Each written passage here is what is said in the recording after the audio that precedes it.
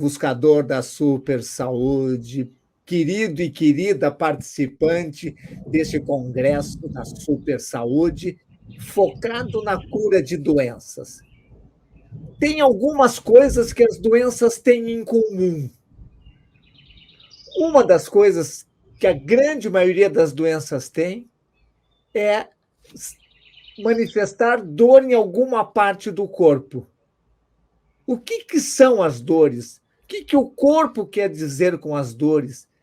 Como que as dores se manifestam e por que elas aparecem no corpo? E o mais importante que você quer saber, como se livrar das dores.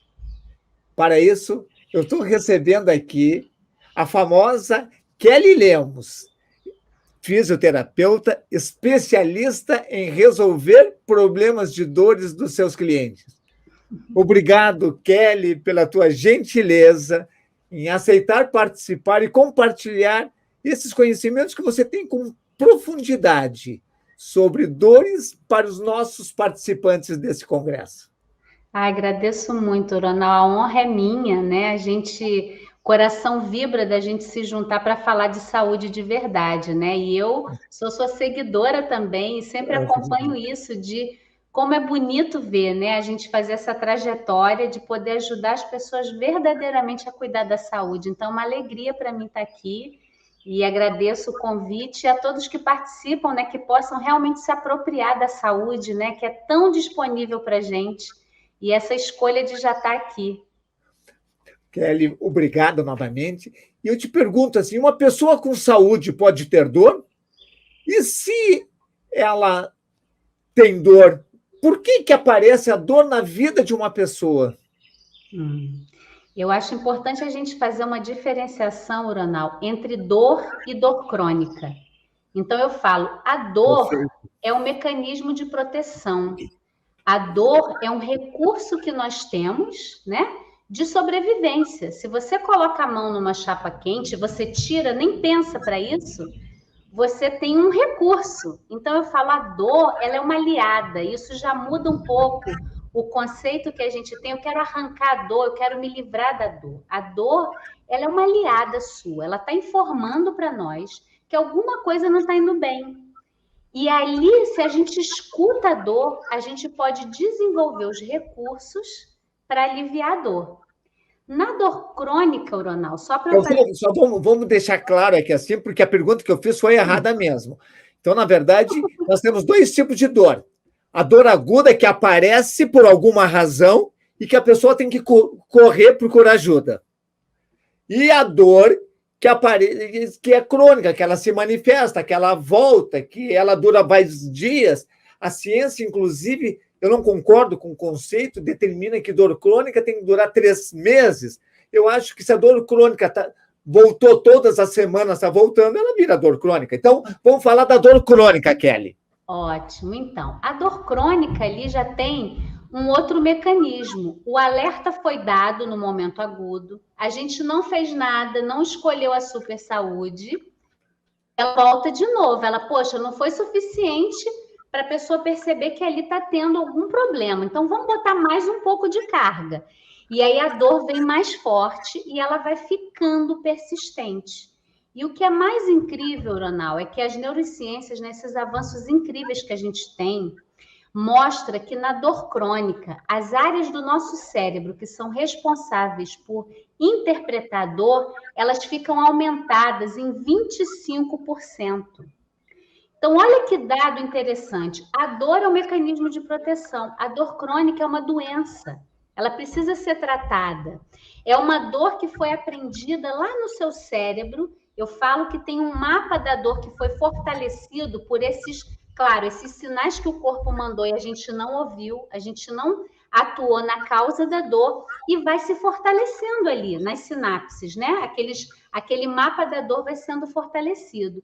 Então, isso é bem importante a gente entender que uma dor crônica, ela não é algo porque a gente sente dor, porque o que as pessoas ouvem até dos profissionais é dor crônica você tem que conviver, você tem que lidar com isso, e aí vão remediar, vão medicalizar, e se ela foi uma dor aprendida, Uronal, ela pode ser desaprendida. Esse é o ponto que eu trago Tu acha que a dor é aprendida ou a dor tem um componente fisiológico que desencadeia esse processo?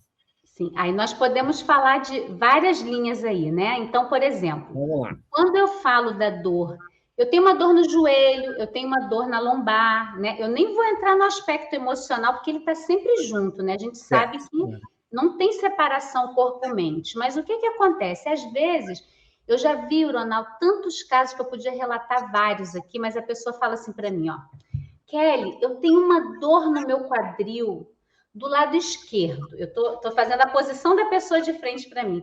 É mesmo? Olha, eu não sei, já fiz de tudo, já fiz fisioterapia, acupuntura, infiltração, mas esse quadril, ele dói, dói, dói. Aí eu faço uma simples pergunta. Você já percebeu se tem algum lado? Eu nem respondo já para a pessoa, porque você sabe, você também gosta de mindfulness, né? Que é uma vertente que eu uso muito, a pessoa precisa perceber. Se você fala só, ela às vezes não assimila aquele aprendizado, né? Aí eu falo assim, você já percebeu se tem um lado do seu corpo que você joga mais peso do que o outro? Aí a pessoa para um pouquinho, nossa, eu tô com peso do lado esquerdo. Aí eu pergunto assim, quando você está numa fila, num lugar parado, tem uma preferência? Ela, eu sempre estou com peso para esse lado. Um hábito que a pessoa está fazendo há 30, 40 anos, colocando pressão naquela articulação e ela nunca percebeu. Então, esse é um mecanismo, é fisiológico e é um hábito que faz aprender no cérebro que ali tem uma pressão maior, então que dói, porque começa a forçar aquela articulação e a pegar os tecidos ao redor, entende? Como a gente pode falar de dores viscerais, aí vai envolver a alimentação, as inflamações, que também mandam informações para o nosso cérebro que está doendo ali. Faz sentido, Ronaldo? Faz sentido. Então, levanta-se a primeira pergunta assim, que os participantes estão fazendo para si mesmo. O que está causando essa dor no ombro, no quadril, na coluna, na barriga? Como é que eles podem avançar nesse conhecimento? Então, esse conhecimento, né, do que está causando, primeiro é escolher a saúde de verdade. Aí você pode ajudar muito as pessoas usando a vertente da alimentação, da atividade física, que é super importante, tudo que a gente vai trazendo como recursos de saúde. Outro recurso que eu falo, água. Muita gente morre de dor por desidratação, a cartilagem não tem líquido para se mover, não dá para mover. Então, são vários fatores, mas o que é mais genial, Ronaldo, que eu sinto, é que quando a gente pode ir na origem, como que a gente vai na origem? Usando a dor como aliada. E aqui que entra uma dificuldade, porque a nossa cultura, ela nos ensina, eu quero me livrar da dor. E aí eu costumo trazer muito assim, a gente vai procurar, que isso é muito usado em mindfulness, né? O conforto dentro do desconforto, para eu poder acolher aquele desconforto, só que é impressionante a mudança que tem pela regulação, a modulação do sistema nervoso. Ótimo. Então, o que eu tenho visto com meus pacientes, com as pessoas que eu acompanho, é o seguinte, esse mapa da dor que está ali no automático, às vezes pelo hábito, quer ver uma outra coisa? A gente passa anos dormindo do mesmo lado da cama. E você nunca pensa nisso, você já vai ali e deita, né? Só de mudar o lado, você tem uma outra orientação no seu esqueleto, nas suas fáscias, nos seus músculos. Aí eu vou te convidar, Ronaldo, até para quem está assistindo, a gente experimentar o seguinte, entre os dedos das mãos, por favor. Se você puder fazer, fala, tem um lado que é o habitual. Então, o habitual encaixou, não foi? Está encaixadinho. Quem está em casa faz também com a gente. E eu vou te pedir para mudar a ordem. O indicador que ficou primeiro, vê se fica estranho. Parece que não... Quer ver outro? Ó, cruza o braço. A gente cruza o braço. Vê qual você colocou na frente, só muda a ordem. E vê se... Parece que... Eu faço isso na yoga e muda toda a minha concepção espacial. Pois é, muda tudo, porque ó, o mapa que você tem no cérebro da sua autoimagem, junto com a modelagem das suas estruturas corporais, que você só usa aquela forma. Você estava colocando uma coisa e me veio uma ideia maluca na minha cabeça. Não considerar a dor inimiga. Então, eu fico imaginando o participante com dor dizendo assim, Minha querida dor, obrigado por estar aqui. O que você quer me dizer com a sua manifestação? Isso é muito louco? Isso é muito louco, mas é muito potente, Ronaldo. E não é que a pessoa vai ficar agarradinha na dor, dizer, vem cá, fica comigo. Não, aí que vem a potência.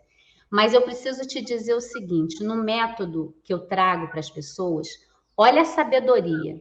A gente não vai ficar focado, a gente sabe que tem uma dor ali no ombro direito. Então, eu sei que tem, está aprendido o mapa da dor. Primeira coisa que eu faço, eu vou usar o ombro esquerdo para aliviar através do corpo caloso lá no cérebro. Então, eu pego o lado que não dói, a gente faz uma coisa muito reversa de trabalhar a dor à distância. Porque eu Como é digo. que é? Explica melhor isso. Então vamos experimentar, Oronal? Às Vamos, vezes, vamos. quando a gente experimenta, é melhor. Podemos fazer uma experiência Faz juntos? de conta que eu estou com dor no ombro esquerdo. Faz de conta que você está no. Eu vou te pedir, e para quem está acompanhando a gente também, para fechar um pouquinho os olhos e fazer um movimento suave com o ombro direito para frente e para trás. É um movimento muito pequenininho, tá? O ombro vem para frente e para trás.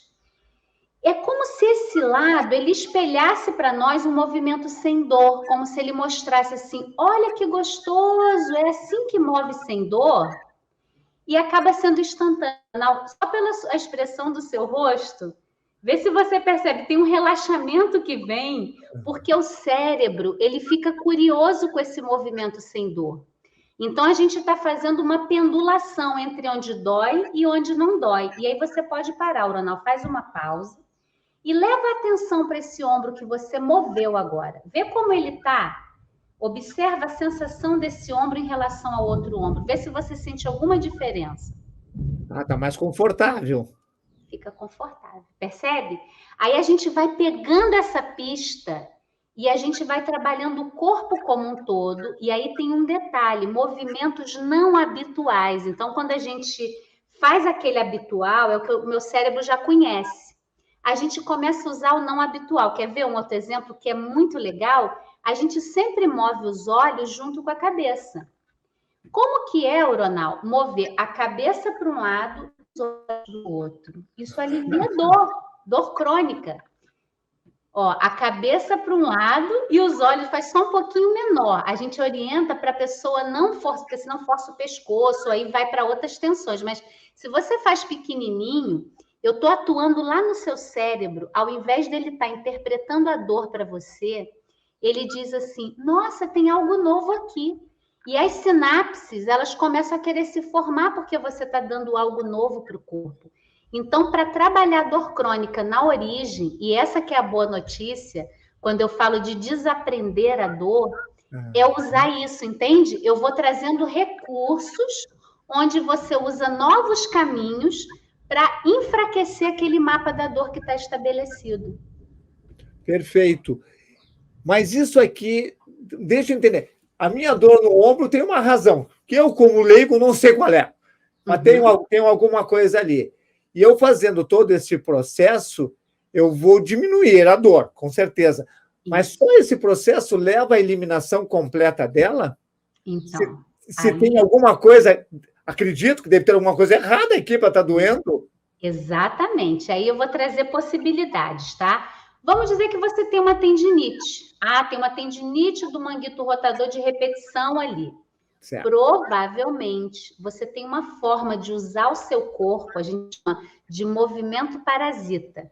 Tem algum movimento parasita que você está fazendo repetitivamente, por exemplo, que está gerando aquela tensão naqueles tendões, naquela musculatura.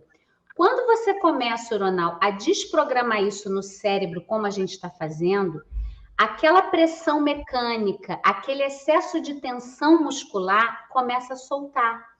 Aí você tem mais circulação sanguínea naquele músculo, aí você ganha mobilidade. E aí tem todo um desencadeamento de ganho de movimento, porque aí que é incrível, né? Quando a gente aprofunda na plasticidade neuronal, a ela vai influenciar. Eu vou te contar que eu tive um caso de uma pessoa eu vi a ressonância dele com osteófitos marginais, né? O famoso bico de papagaio, para quem está assistindo a gente, era assim, a cervical dele toda, e não tem jeito, vai ter que operar a cervical. E eu, com ele, trabalhei a pelve. Aí você fala, que coisa louca, Kelly, a dor no pescoço, você trabalha na pelve, usando essa ideia de mandar estímulos diferentes, porque o pescoço dele, esse lugar que está doendo, está contando para mim, olha, aqui tem sobrecarga, aqui tem muita pressão, aqui tem muita tensão muscular, mesmo que tenha um osteófito, uma hérnia. E aí, o que aconteceu? Esse homem que eu atendi, foi um caso dos lindos, tem vídeo dele tudo, ele não operou e ele fala assim, nem Dorflex eu tomo mais. E aí fica essa pergunta, mas o que você está fazendo, Kelly? Na verdade, Uronal, a gente pega, sabe quando a gente tem uma catástrofe, a gente pede recurso, né? Vem as pessoas que estão bem para poder ir lá ajudar. Isso é super saúde. A gente pega partes do nosso corpo, entre aspas, que estão potentes, que estão saudáveis, para trazer alívio para aquela região. Então, por exemplo, se eu tenho uma cervical sobrecarregada, tensa, enquanto eu não aprender a soltar esse excesso de tensão, a descarregar mais o peso para baixo, e aí a gente usa a pelve, a pessoa não tem um alívio da cervical, ela pode alongar a cervical, esticar a cervical, fortalecer... E se a gente fizer um raciocínio mais primário? Sim. Eu tenho enormes quantidades de osteófito, de bico de papagaio na coluna cervical. Sim. Há 26 anos eu tive uma enorme hérnia cervical. Uhum. Eu me dei conta na época que a minha musculatura de proteção era ridícula. Sim. E daí, a partir daquele momento, comecei a fazer exercícios, pegando a musculatura dos membros superiores, peito, ombros, braços e tal, e comecei a fortalecer, e acabou desaparecendo a hérnia de disco, curei as dores, e mantenho os bicos papagaio, as discopatias ali. Isso. Então, no meu entender, na época, era que eu tinha músculos incompetentes para proteger, e agora eu tenho músculos competentes. Esse meu raciocínio é meio louco? Não, é maravilhoso. É dizer, eu costumo dizer, Uronal, que se a gente olhasse para o nosso corpo da perspectiva da saúde, tudo que a gente apresenta é mecanismo de cuidado, sabe? Por mais que dou, eu falo, os osteófitos marginais estão dizendo para a gente aonde tem muita pressão na vértebra e o corpo inteligentemente, ele bota cálcio ali para falar, segura aí, vamos segurar essa região.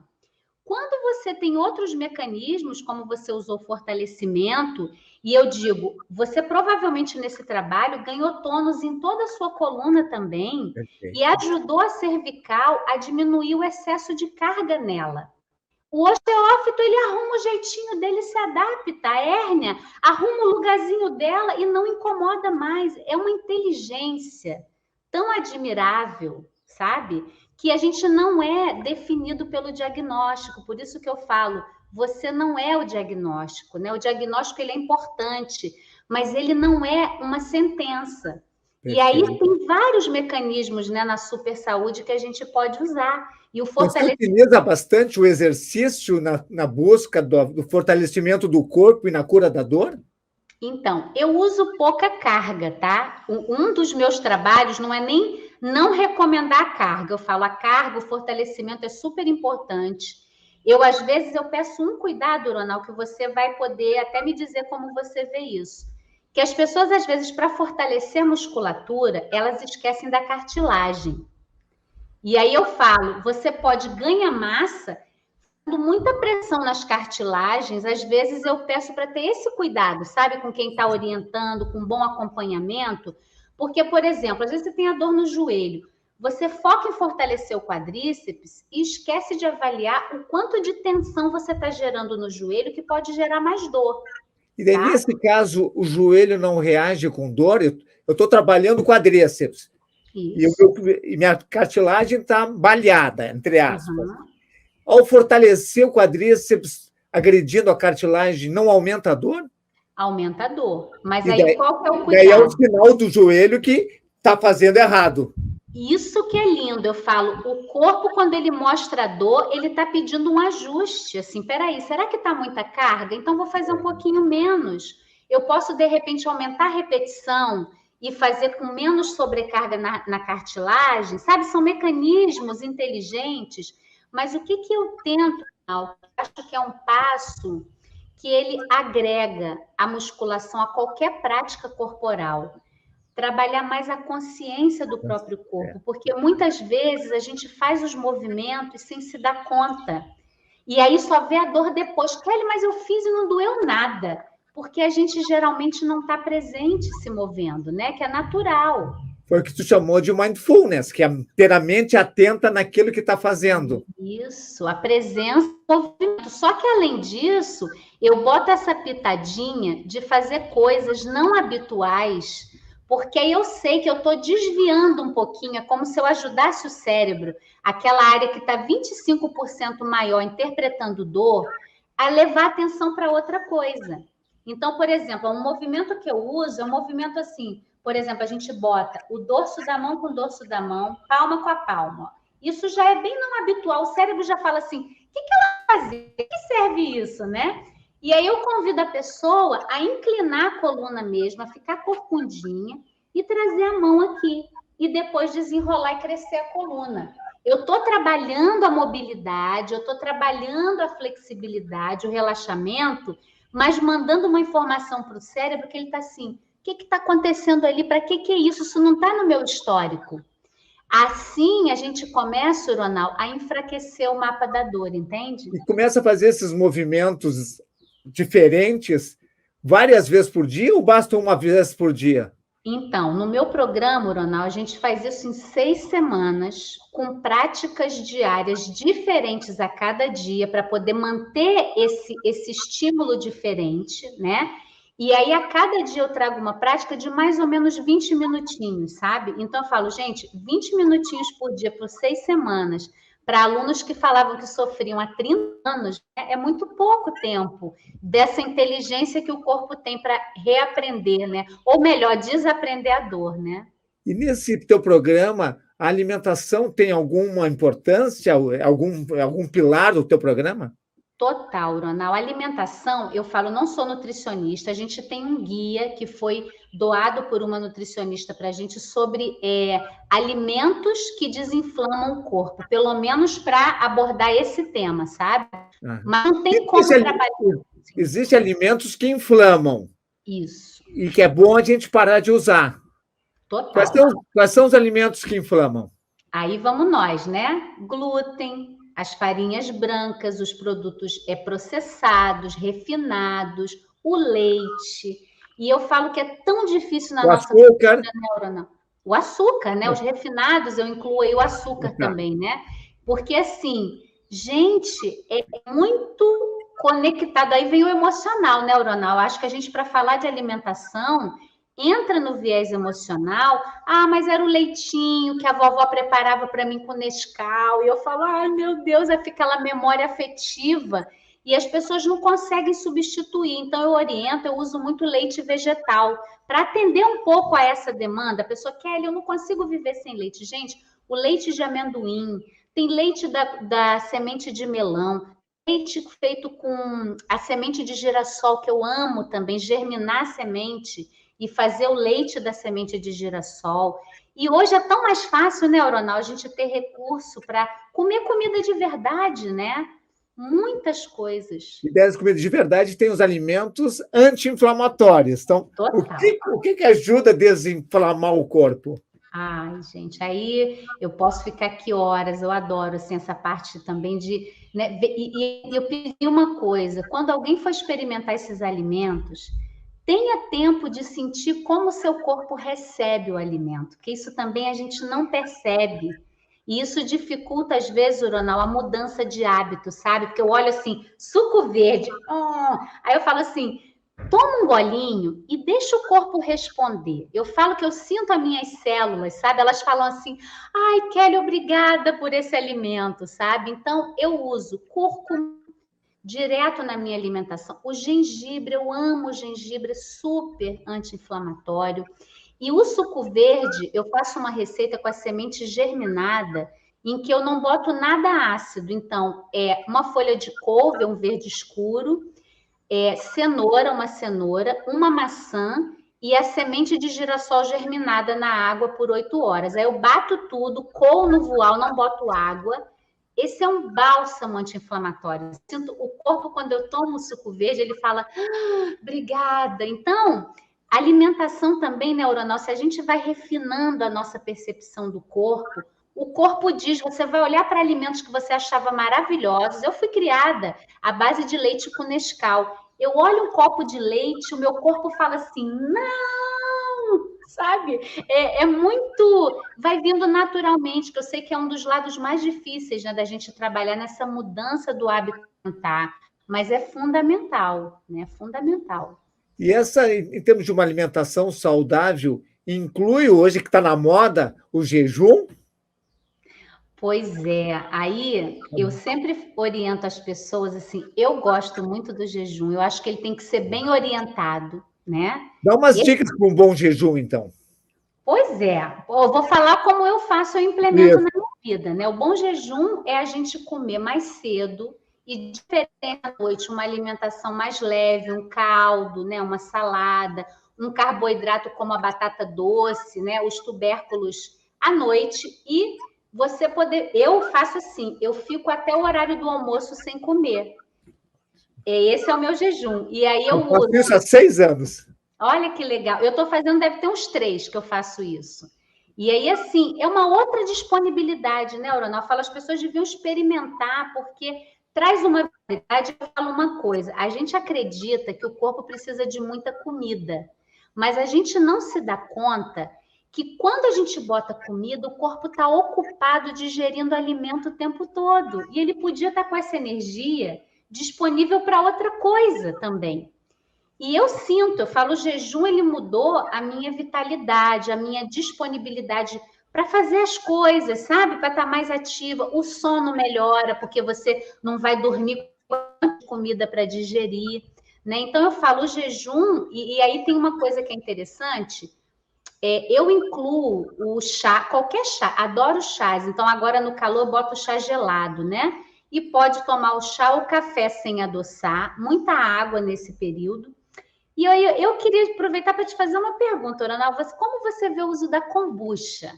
Porque a kombucha... Todos os dias. Eu faço a minha kombucha, eu amo saborizar. Mas você acha que quebra o jejum, a kombucha? Isso às vezes eu fico em dúvida. Não quebra. O meu jejum, na minha interpretação do jejum, o que quebra são os macronutrientes, proteína, gordura e carboidrato. A kombucha, ela praticamente não tem macronutriente. Todo o açúcar da kombucha foi digerido. Maravilha. Então, eu tomo kombucha durante o jejum. Sim. Pois é, eu faço. Não dúvida se tomava ou não. Tem algumas coisas que eu tomo, que é chimarrão. Eu estou sempre com chimarrão, o suco verde, a kombucha, o suco de limão, o chá. Adoro chá, estou sempre com chá. Agora não trouxe para cá, mas estou sempre com chá. Por isso não quebra o jejum. Mas tu falou de sono. As pessoas com dor, elas têm dificuldade para dormir porque a dor atrapalha. Como é que uma pessoa com dor vai ter um sono melhor? Pois é. Eu falo que essa é uma dobradinha, né? Quem tem dor não dorme, quem não dorme tem dor, porque é um processo, e é aqui, Ronald, que entra muito para mim a decisão, a responsabilização da pessoa de pegar esse processo para se autocuidar. Eu tenho no meu programa um manual reparador do sono e eu uso uma prática que eu chamo de body scan, que é muito interessante, né? Eu conheci essa prática no método Feldenkrais, que é uma outra, que é essa técnica diferente que eu uso. E no Mindfulness eles usam também o body scan, né? E aí, nesse tempo de prática meu, eu percebi que quando a gente fazia o body scan, sempre começa da cabeça para os pés. E eu fui um dia experimentar, falei assim, gente, não, na verdade é o contrário, sempre faz dos pés para cá, sente o pé, vai subindo, vai percebendo. Eu falei assim, eu vou experimentar isso lá em 2015. Eu vou fazer da cabeça para os pés, o sentido contrário. E as pessoas começaram a dormir muito numa turma de alunos meu. E aí eu queria trazer aqui o que a gente pode usar, Oronal, para dormir melhor. A gente tem o sistema nervoso simpático e o parasimpático, né? A gente sabe que são dois ramos importantes do sistema nervoso autônomo. Quando a gente tem um alerta do simpático, e quando a gente tem dor, é bem natural que a gente esteja no simpático, o corpo não consegue relaxar para dormir. E não adianta falar para a pessoa, relaxa, você precisa relaxar. Aí que eu falo que a gente tem que ter os instrumentos corretos para chegar naquilo que a gente quer. E o body scan é uma técnica, Oronal, maravilhosa para induzir o seu sistema nervoso a sair do simpático e entrar no parasimpático, o ramo ventral do parasimpático, que ajuda a diminuir a intensidade da dor e a pessoa pode relaxar para dormir. Então, eu brinco, eu falo assim que os meus alunos, de bônus, eles dormem mais, sabe? E aí vira a dobradinha. Agora não tem dor e eu durmo melhor. Se eu durmo melhor, eu tenho menos dor também. Porque a privação de sono deixa o nosso cérebro mais alerta para a dor, né? Perfeito. E você usa algum tipo de suplemento com os seus alunos, com os seus pacientes? Suplemento eu não uso, Ronaldo. Não. Isso eu não recomendo, eu deixo para você. Não, só por curiosidades, assim, se você usava vitamina D, se você usava magnésio, não. Fundamental, eu não uso a suplementação, mas eu falo muito sobre isso, né? Porque a vitamina D, a gente toma sol, aí eu vou implementando do jeito assim, o que a gente tem na natureza? O sol, a gente sabe que não é suficiente, a vitamina D é muito importante, né? A saúde dos ossos, para você ter até a saúde dos neurônios, né? Ela é fundamental. E uma coisa que eu recomendo muito é andar descalço, pé no chão também, para poder liberar excessos de carga, mas assim, a suplementação também bem orientada é fundamental para alívio de dor, né, Ronaldo? Beleza. É que eu estava querendo saber os teus conceitos para incorporar na minha vida também. Me diz uma coisa. Agora eu quero te pedir uma coisa. Assim, eu quero que tu te concentre com o teu coração. Eu estou pedindo para todos os especialistas terminarem a sua participação dando uma mensagem de coração da Kelly para o coração do participante. Que lindo. De coração para coração, você não é o seu diagnóstico. O seu corpo ele é muito, muito inteligente e você tem todos os instrumentos aí para poder se libertar da dor crônica. A dor crônica, ela pode ser desaprendida no seu corpo, no seu cérebro, no seu ser. Não é uma sentença e você não nasceu com essa dor. E aí, Ronal, se a gente tiver um tempinho de coração para coração, você pode falar bem honestamente por causa do tempo, eu daria de presente uma práticazinha pequena para fazer e experimentar mais ainda esse alívio agora, se for possível. Vamos lá? E aí eu vou pedir para quem está acompanhando fazer uma simples avaliaçãozinha de 0 a 10 do seu estado geral. Eu falo, se você está com dor agora, percebe um pouquinho o seu corpo e dá uma nota para você, de 0 a 10. 0 é sem dor, 1 é um pouquinho de dor e 10 é o máximo de dor. Só para ter isso guardadinho com vocês, e isso é para despertar, Ronaldo, a percepção do como o corpo pode aliviar a dor, tá? De uma forma até rápida, tá? Para a gente deixar bem isso firme aqui para as pessoas que estão acompanhando, tá? Então, eu vou pedir para quem está em casa sentir os pés apoiados e a gente vai fazer um movimento de subir um ombro e descer o outro, mas bem pequenininho. Imagina que você está dentro d'água e eu queria que você levasse atenção para suas costelas. A costela que abre de um lado e fecha do outro é uma região que a gente move tão pouco, a gente tem pouca mobilidade nas costelas pelo não uso desse recurso. Então, inclina um ombro para baixo e o outro para cima, deixando seu maxilar solto, a respiração livre. E sentindo como seu corpo recebe esse movimento, como é se dar de presente, um movimento suave, vai sentindo o corpo com respeito. Isso. E aí vou pedir a você que está acompanhando para fazer uma pausa, para um pouquinho, observa como o seu corpo fica quando você faz esse movimento, como ficam os seus apoios e a sua respiração. Vê se você pode perceber o movimento da respiração. E aí a gente vai complementar com mais uma sequência pequenininha de agora um ombro vai para frente, outro vai para trás, mas também bem pequenininho, os braços ficam apoiados e você só leva um ombro para frente, o outro para trás, com gentileza, com suavidade, deixando o seu corpo ver como o seu corpo te conta, né? Quando você faz uma coisa suave assim, quando você tem esse convite. E aí vai um para frente, o outro para trás. E aí você pode parar, faz mais uma pausa. E eu te convido agora a levar sua atenção para o seu corpo, para a sensação depois desses movimentos. E mesmo sendo rapidinho, eu te peço para avaliar. De 0 a 10, aquele local que estava te incomodando, como que está agora? E veja, né, a sua resposta, e se eu digo, se você despertou em poucos movimentos, uma calma, uma redução de uma ansiedade interna, um pouquinho de alívio de dor, isso só quer provar que está aí disponível para você. Basta você dar os estímulos corretos. Muito obrigado. Estou dizendo por todas as pessoas que estão dizendo lá na sua casa assistindo esse vídeo. Obrigada, Ronaldo. Meus queridos e minhas queridas participantes, uma super saúde para vocês, um grande abraço para todos. E para você, Kelly, um abraço muito especial de agradecimento pela tua gentileza de compartilhar conosco tão importantes informações. Tchau, tchau. Obrigada, Ronaldo. Obrigada.